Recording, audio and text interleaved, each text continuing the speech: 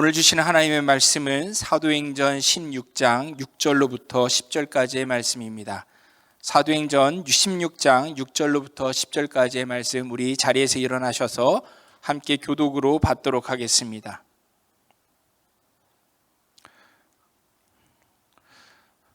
말씀 교독하겠습니다. 성령이 아시아에서 말씀을 전하지 못하게 하시거늘 그들이 부르기아와 갈라디아 땅으로 다녀가 무시아 앞에 이르러 비두니아로 가고자 있으되 예수의 영이 허락하지 아니하시는지라. 무시아를 지나 드로아로 내려갔는데 밤에 환상이 바울에게 보이니 마게도냐 사람 하나가 서서 그에게 청하여 이르되 마게도냐로 건너와서 우리를 도우라 하거늘.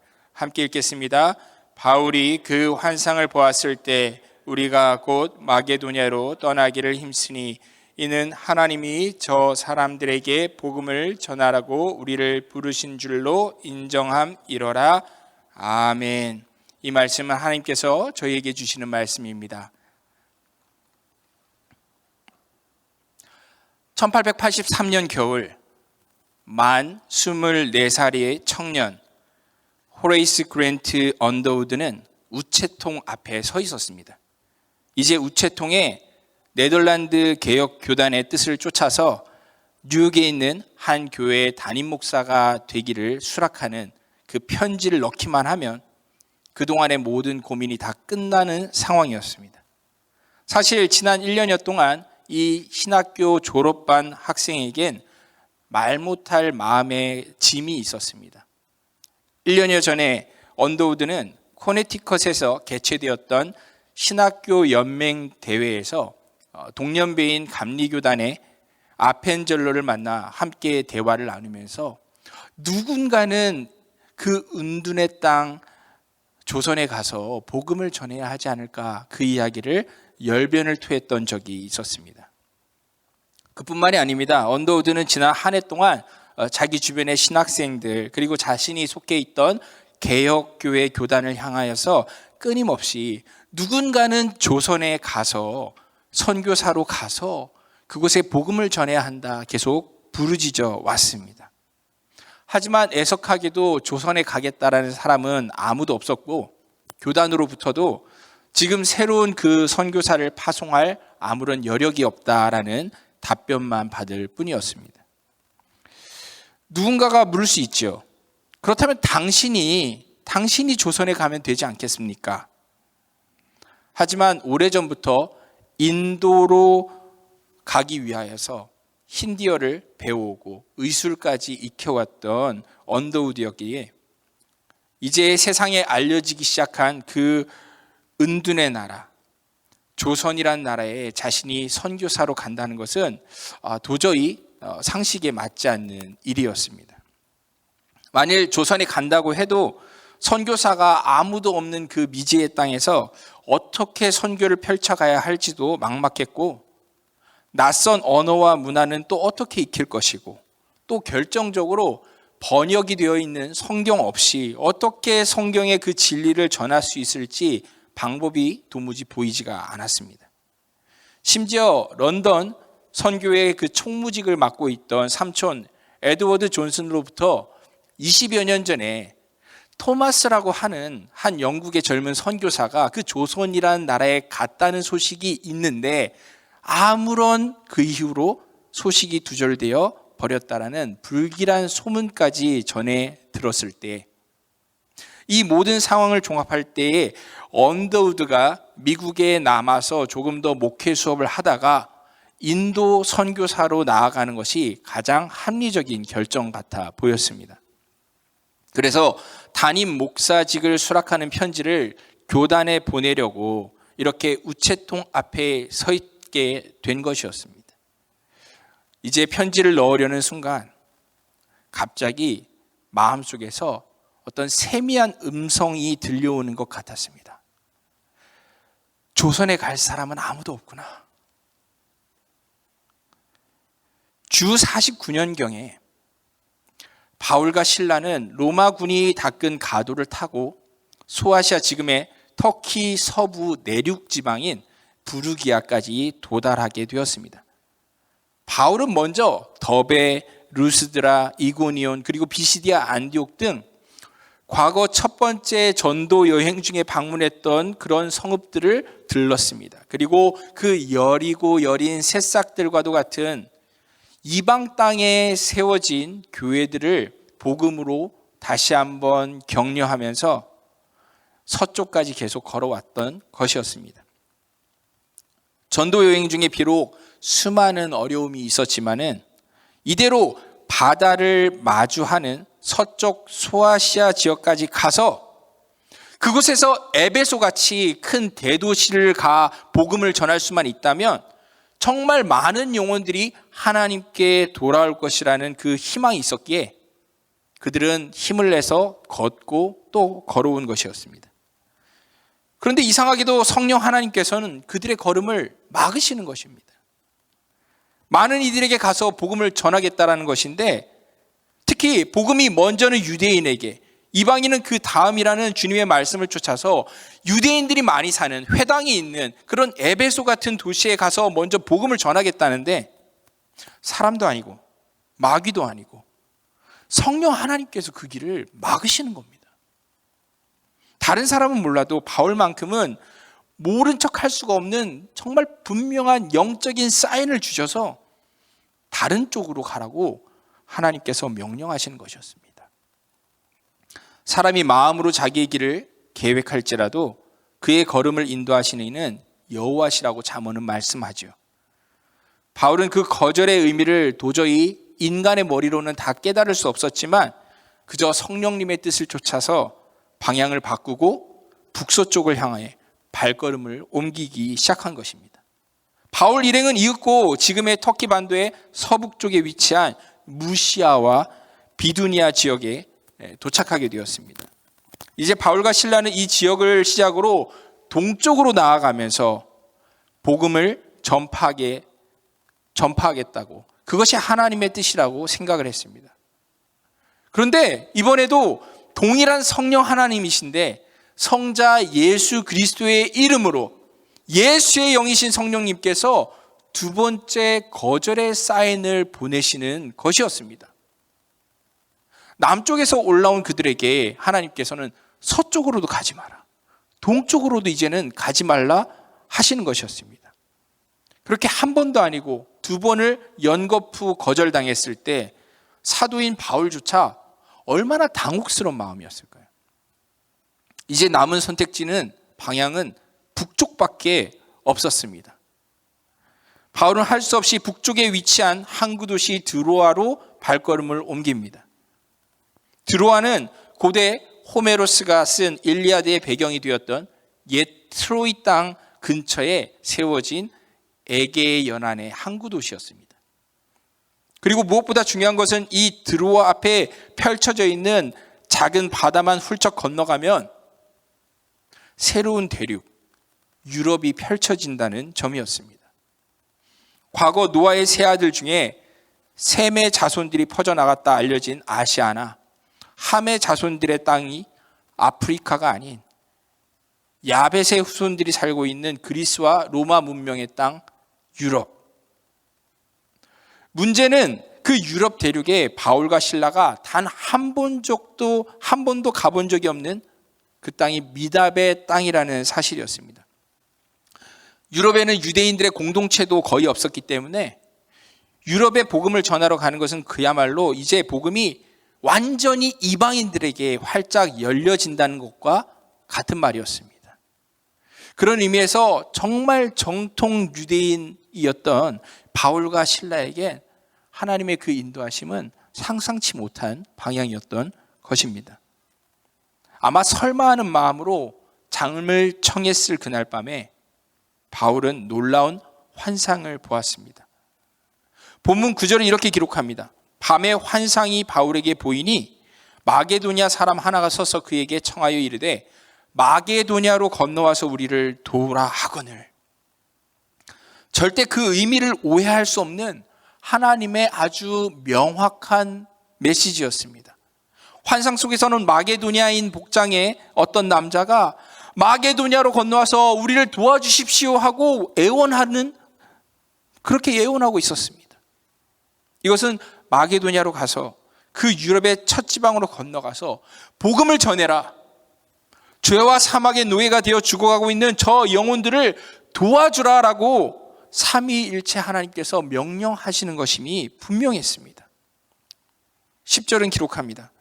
바울이 그 환상을 보았을 때 우리가 곧 마게도냐로 떠나기를 힘쓰니 이는 하나님이 저 사람들에게 복음을 전하라고 우리를 부르신 줄로 인정함이로라. 하나님의 인도하심에 대한 반응이 어땠습니까? 우리가 곧 마게도냐로 떠나기를 힘쓰니. 하나님의 뜻을 깨닫자마자 이 바울 일행은 자신들의 계획과 지금까지의 방법을 다 버리고 즉시 유럽행 배에 올라탑니다. 이 순간을 역사학자 아놀드 토인비는 이렇게 평가합니다. 그때 드로아에서 바울을 태우고 마게도냐로 가고 있었던 그 배가 바로 유럽의 역사를 바꾸는 배였으며 유럽의 문명사의 미래를 안고 가던 배였다고. 온 세계를 향해 복음이 전파되기 시작하는 진정한 역사의 분수형 순간이었습니다. 여기 또 다른 소개할 이름이 하나 더 있습니다. 그 이름은 이수정. 이수정은 1882년 이모군란 직후 김옥균과 민혁인의 수행원 중에 하나로서 처음 일본에 갔습니다. 그는 왕의 친척이자 이모년 난리 중에 왕비의 생명을 구한 공로를 인정받은 공신이었기 때문에 그 후 일본에서 유학을 허락받을 수 있었습니다.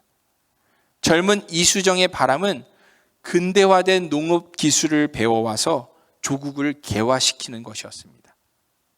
1882년 9월 29일 요코하마에 도착한 이수정이 자신의 짐을 풀 새도 없이 일본 최고의 농학자 쯔다센을 찾아간 일은 그의 열정을 말해주는 일화라 할 수 있습니다. 그런데 그렇게 쯔다센의 집에 방문한 이수정의 눈에 벽에 걸린 하나의 족자가 보였습니다. 그 족자에는 이렇게 쓰여 있었습니다. 허심자 복이 이천 국내의 기국이야. 애통자 복이 이기장의 위야. 마음을 비운 자는 복이 있도다. 천국이 그의 나라가 될 것이니 슬퍼하는 자는 복이 있도다. 장차 위로를 받을 것이니. 그렇게 쭉 쓰여 있는 글귀에서 이수정은 자신이 평생 읽어왔던 그 어떤 유교 경전의 글들과는 다른 고상함과 힘을 느꼈습니다. 이수정은 쯔다센에게 이 글은 도대체 무슨 의미입니까? 그렇게 물었고 결국 대화 끝에 돌아오는 길, 그 글귀의 원전이라 할 수 있는 한문으로 쓰여진 성경책을 한 권 선물로 받게 됩니다. 이수정은 그 낯선 책을 읽기 시작했습니다. 그리고 그렇게 성경 읽기에 몰두하던 어느 날 그는 아주 기이한 꿈을 꾸게 됩니다. 그의 꿈속에서 어떤 낯선 사람 둘이 책 한 보따리씩을 안고 그에게 다가오는 것입니다. 이수정이 물었습니다. 그게 무엇이오? 그들은 대답했습니다. 당신 나라 조선의 가장 귀한 책이오. 그가 되물었습니다. 무슨 책이오? 마지막 그들의 대담과 함께 이수정은 꿈에서 깼습니다. 성경이요. 이수정은 이 꿈이 정말 하늘로부터 온 계시라고 믿고 그때부터 더욱 힘을 다해 성경을 연구하고 미국 선교사 낙스로부터 세례를 받아 조선 최초의 세례 교인이 됩니다. 이제 이수정은 미국 성서공회의 도움을 받아서 자신이 가지고 있었던 한문 성경을 순 우리말로 번역하는 일에 착수하기 시작합니다. 어느새 일본 기독교계의 유명 인사가 되어버린 이수정은 천재적인 언어 능력으로 1885년 2월 마침내 신약전서 마가복음 언해를 인쇄하기에 이르릅니다. 뿐만이 아니라 이수정은 자신의 조국 조선에 복음이 전해지기를 간절히 바라는 마음으로 미국 교회들에 조선에 선교사를 보내달라는 편지까지 쓰게 됩니다. 이 편지는 미국의 선교 잡지 가스펠 인 올 랜즈에 실리기도 했는데 그 긴 편지의 내용의 일부를 소개하면 이렇습니다. 예수 그리스도의 종 된 나 이수정은 미국에 있는 형제 자매님들에게 문안합니다. 아직도 수천만 우리 민족은 하나님의 참된 도를 모른 채 이방인처럼 살고 있습니다. 아직도 그들은 주님의 구속하시는 은총을 받지 못하고 있습니다. 복음이 퍼져나가는 오늘과 같은 시대에 우리나라는 불행하게도 지구 한쪽 구석에 박혀 있어서 기독교가 주는 축복을 누리고 있지 못하고 있습니다. 그래서 저는 성경을 한글로 옮기는 일을 하고 있는데 이것을 통해서 복음이 확산되기를 바라기 때문입니다. 저는 비록 영향력이 없는 사람이지만 여러분들이 선교사를 파송해 주기만 한다면 최선을 다해 돕겠습니다. 제가 드린 말씀을 진지하게 검토해 주시기를 간절하게 빌고 원합니다. 그렇게 된다면 제 기쁨은 한이 없겠습니다. 그리스도의 종 이수정 드림. 이 이수정의 간절한 편지는 미국 교회들에서 큰 반향을 불러일으킵니다. 그 때문에 미국 장로교회와 감리교회는 조선에도 선교사를 파송해야 되겠다라고 결심하게 됩니다. 그래서 두 사람을 태평양을 건너 이수정이 머물고 있는 일본으로 간 후에 조선에 가서 복음을 전하라고 파송하게 됩니다. 여러분들은 그 두 사람이 누구인지 짐작하시겠죠. 바로 언더우드와 아펜젤러 선교사들이 바로 그들이었습니다. 아무도 조선에 가지 않는 그 상황을 안타깝게 여기시는 하나님 아버지의 마음을 깨달은 후에 자신이 지금까지 해왔던 모든 계획들을 다 내려놓고 그 땅으로 가기로 한 언더우드, 그리고 언더우드와 비슷하게 원래는 일본 선교를 위해 모든 준비를 다 해오다가 조선에 가기로 했던 자신의 친한 친구가 못 가게 되었을 때 그 빈자리를 대신해 자신이 대신해서 그 조선으로 가겠다 그렇게 자원했던 아펜젤러. 이 낯선 두 사람을 마주했을 때 이수정의 마음이 어떠했을까요? 분명 하나님께서 과거 자신에게 주신 그 꿈이 기억났을 겁니다. 이수정은 감격 가운데 언더우드와 아펜젤러에게 조선의 말과 풍습을 성심성의껏 가르쳐 줍니다. 그리고 무엇보다 그들에게 자신이 한글로 번역한 마가복음 그 쪽복음을 전해주게 됩니다. 그렇게 1885년 4월 5일 부활주일날 언더우드와 아펜젤러 이 두 선교사들은 꼭 이수정이 꾸었던 그 꿈처럼 조선의 가장 귀한 책 그 마가복음 성경 한 보따리씩을 가지고 조선 땅을 밟게 됩니다. 선교가 시작되기 전에 그 종족의 언어로 성경이 먼저 번역되어서 전파되어진 세계 선교사의 유일무이한 그러한 사건이 일어나는 순간이었습니다. 이처럼 인류의 역사라는 것을 우리가 볼 때에 우리 눈에는 사람들에게 일어나는 모든 것들이 우연의 총합인 것처럼 보일 때가 있습니다. 하지만 성경은 분명히 말씀합니다. 모든 것이 만군의 여호와께로부터 난 것이라고. 세상을 움직이시는 그분의 경영은 기묘하며 지혜는 광대하시다고. 성경은 말씀합니다. 이 세상에 아무것도 우연은 없다고. 예수 그리스도께서 이 땅에 오신 것도 결코 우연이 아니었고 그분이 우리 죄인들을 위해 십자가에 죽으신 것도 우연이 아니었으며 그분이 부활 승천하시고 다시 오실 것도 결단코 우연이 아닙니다.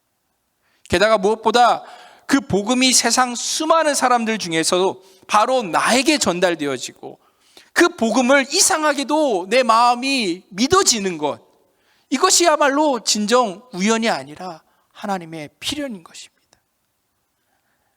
하나님의 모든 것이 섭리고 하나님의 예정하심 가운데 있습니다. 복음이 전해지는 일엔 결코 우연이 있을 수 없습니다. 우리는 날마다 자기 자신의 자유의지로 살아가고 심지어 복음을 믿는 것조차 내 생각으로 하는 것 같이 착각할 때가 있지만 하나님께서는 결국 우리의 모든 발걸음을 그분의 선하신 계획 가운데 인도해 가십니다. 2000여 년 전에 사도 바울이 자신의 계획을 버리고 마게도냐 사람의 그 환상을 쫓아 복음을 들고 바다를 건넜을 때에 유럽 교회가 세워졌습니다. 그리고 137년 전 이수정의 꿈과 같이 언더우드와 아펜젤러 이 두 선교사가 한반도에 발을 디뎠을 때 한국의 교회가 시작되었습니다. 이 모든 것이 우연이 아닙니다. 하나님의 계획 가운데, 뜻 가운데 일어난 일이었던 것입니다. 이 사실을 우리가 감탄을 하면서도 가끔 우리는 거기서 또 착각을 하곤 합니다.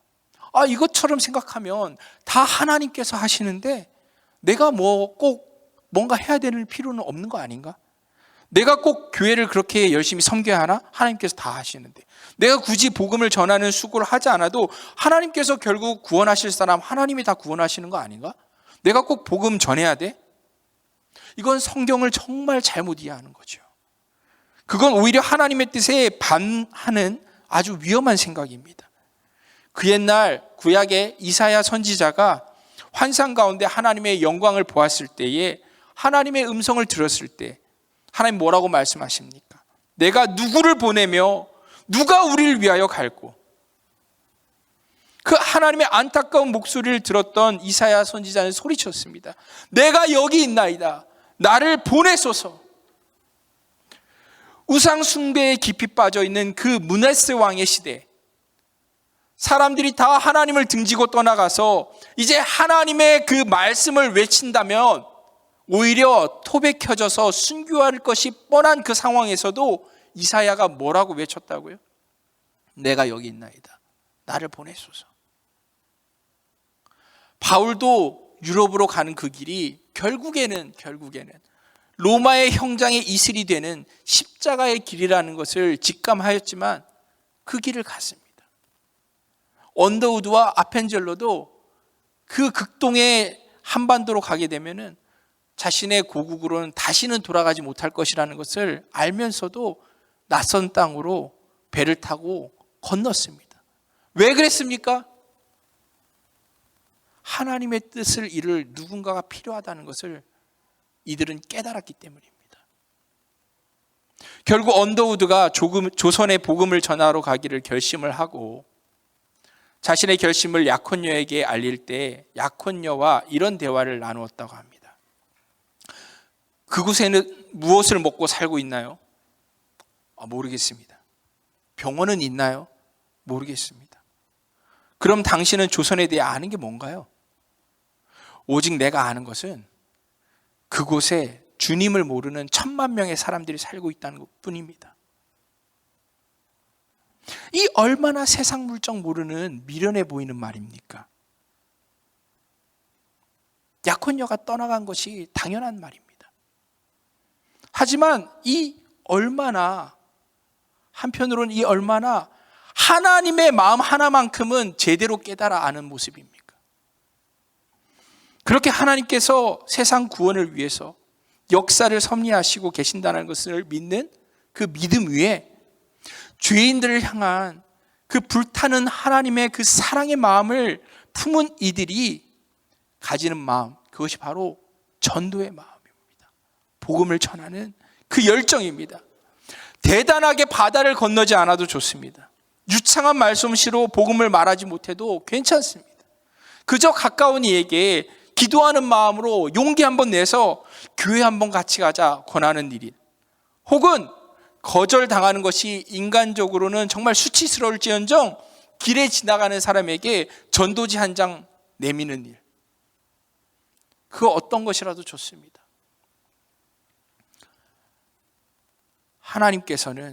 왜냐하면 하나님께서는 그 복음을 전하는 일을 그렇게 어리석게 순종할 사람들을 지금도 찾고 계시기 때문입니다.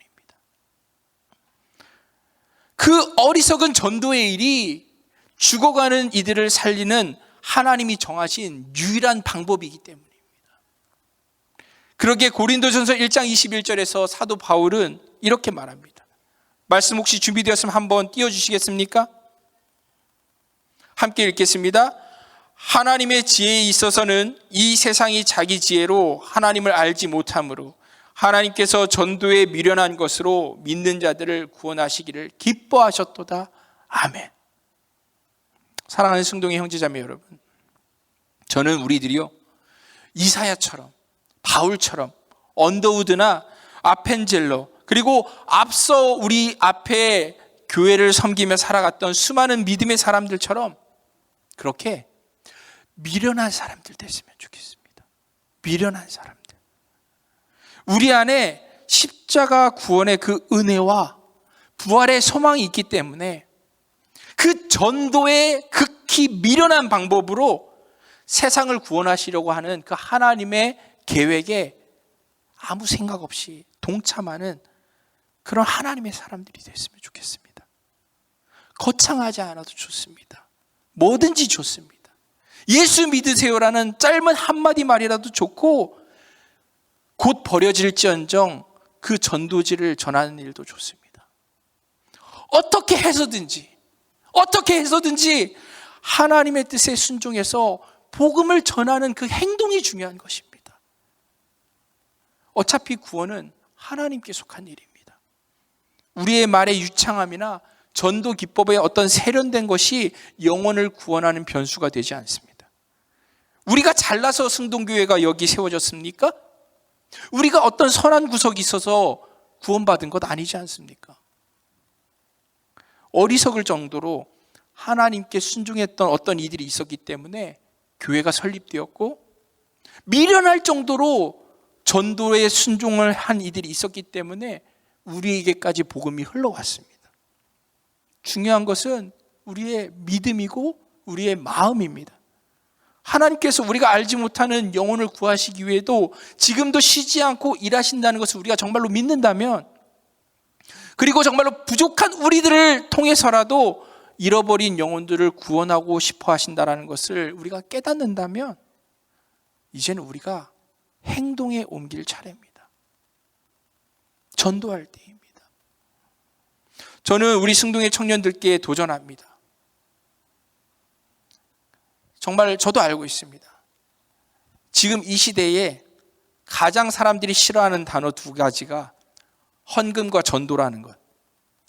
하지만 이제 시작되는 2022년 하반기에 저는 우리 승동 청년부가요, 미련하게 전도하는 공동체가 되기를 저는 간절히 소원하고 정말 날마다 기도하고 있습니다. 우리 청년부가 전도하는지 아는지가 정말 오래되어서 전도가 낯설고, 또 코로나 비대면 시대가 계속되어서 전도가 어렵다라는 그런 불가능한 말들이 우리 가운데 많이 흘러다니지만 더 이상 속지 않았으면 좋겠습니다. 한 달에 정말 단 한 사람에게 말을 못할지언정 전도지 한 장을 전하는 일이라도 좋습니다. 우리는 그저 전할 뿐이고 그것이 생명이 되게 하시는 것은 하나님의 영역이기 때문입니다. 그리고 전도야말로 우리 하나님을 최고로 기쁘시게 섬기게 하는, 바로 하나님을 기쁘시게 하는 일이기 때문입니다. 하나님께서는요, 지금 여전히 내가 누구를 보내며 누가 우리를 위하여 갈고 하고 한탄하고 계십니다.